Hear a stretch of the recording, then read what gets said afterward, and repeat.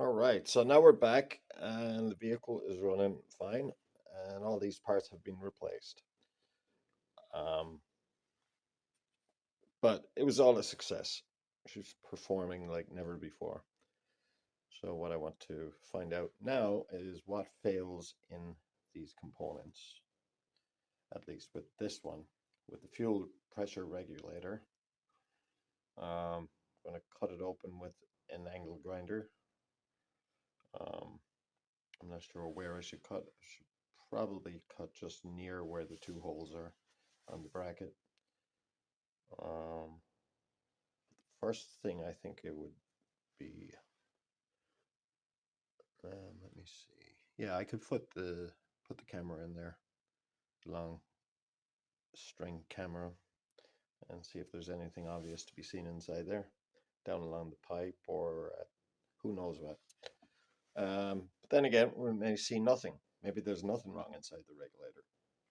So we'll do a few on that. And then we have the injector,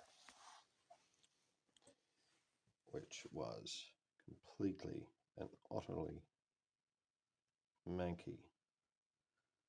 I don't know if you can see close up, but there are smaller holes around the edges, and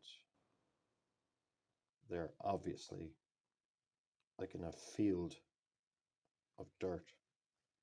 Look at them. Anyhow, they turned out to be quite cheap. But again, usually it's not about the cost of the part, it's the whole process of taking everything apart. And then with this, it's kind of pointless cutting it open because there's really not going to be much to be seen inside there.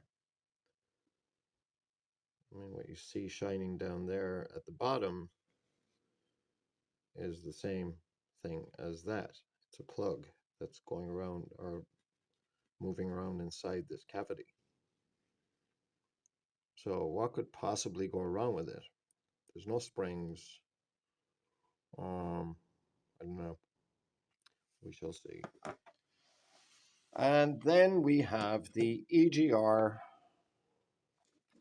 solenoid switch. Still haven't found where the EGR is though. Topic I would love to follow up on.